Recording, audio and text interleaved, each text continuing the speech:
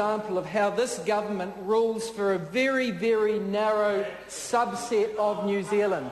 This is the government who in the last year has given tax cuts, 40% of which, over 40% of which go to the top 10%.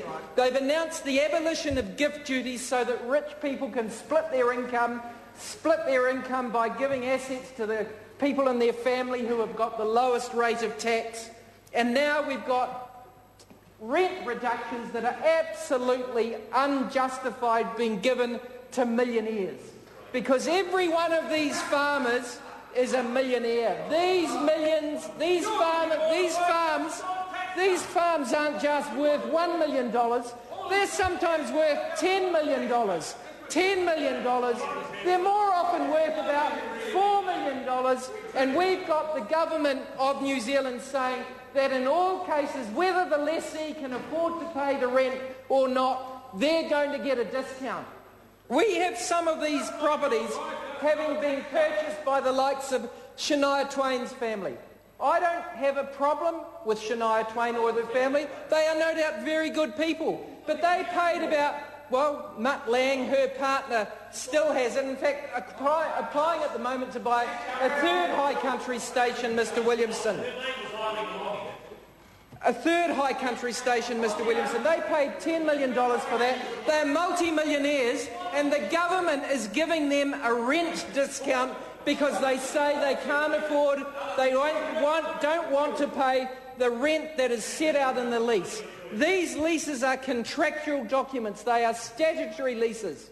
Statutory leases, there has been absolutely no doubt in the minds of any of these purchasers that they are obliged to pay a rent at a derisory 2% of the land value excluding improvements. That means that a property that's worth, say, $4 million, the lessee's improvements will be at least half, so let's say the land value's worth $1 or $2 million. They're only paying $20,000 or $40,000 rent to the Crown at the moment under the existing formula, and the government says, well, if they say they can't afford it, well, actually, we're not even interested whether they can afford it or not. We're going to give them a discount anyway.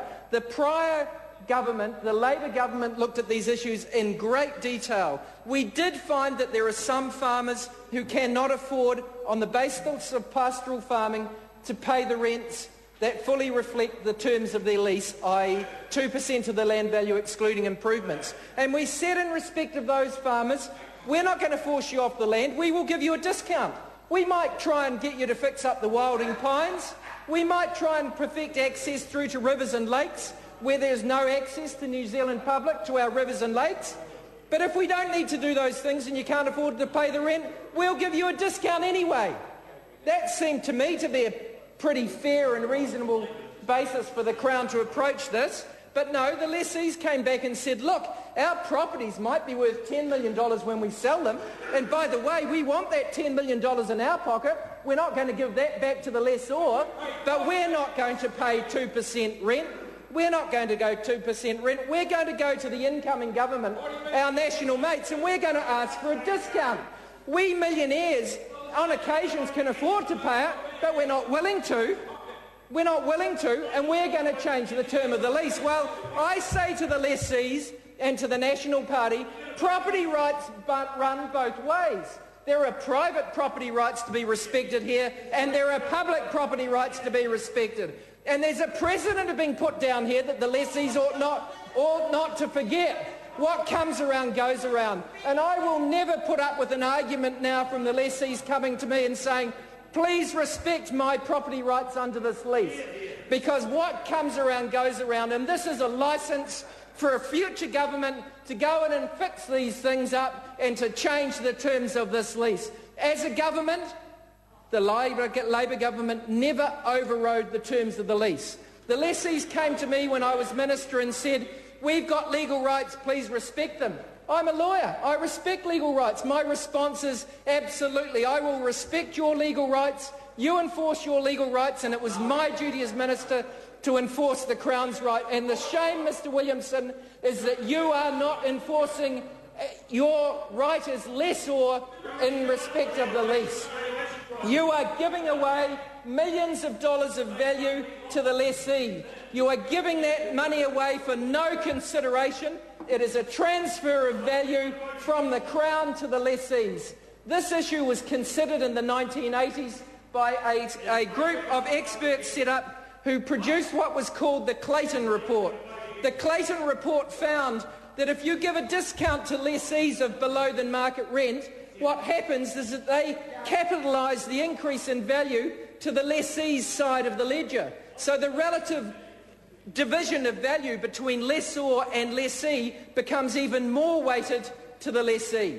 And then we have Jackie Dean and Nick Smith pretending that they're trying to get a good landscape outcome in the Mackenzie country. They're setting up a, what are they calling it, a consultative approach. Well, you know, the outcome of this will be that in tenure review, even more of the land goes to the lessee, even less of it comes to the Crown. I am told that there's a proposal now for freeholding of a property around the shores of Lake Tekapo, where 90% of that land is going to go to the lessee, 10% to the Crown, and of that 90% that goes to the lessee, it's going to be extensively developed into dairy farms with centre pivots and the like, with extensive changes to the landscape. None of that is permitted under a pastoral lease, but this government is both encouraging that sort of outcome through tenure review and making the arrangements in tenure review outcomes even more weighted to the lessee, because they are devaluing the Crown's interest in the lease by reducing the rent, and therefore the relative share of the property owned by the lessee will increase and the Crown's interest will diminish. Mr. Speaker, this really is another example of governing in the interests of a narrow few. No one in the Labour Party was saying that you should drive a lessee off the land. Everyone in the Labour Party was saying that if the rent is unaffordable from someone who is pursuing pastoralism, then we'll give them a discount. But what about the people who have got a fractionalised ownership structure? I'll give you an example. There's a property up the Shotover called, I forget, it's a former Boral station, up the Shotover, which is now owned by a large number of people who all own a fractional interest. It's actually a great big crib now. It's effectively a time-shared holiday resort for the people that own it. We're giving them a discount.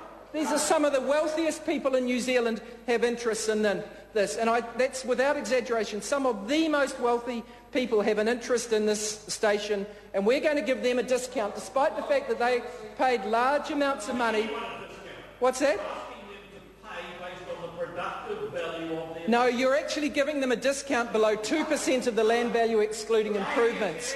2% of the land value excluding improvements is the statutory value of the lease and has been for many decades and is fair. Those land values have increased because people pay a lot of money for these wonderful properties, and they are beautiful properties.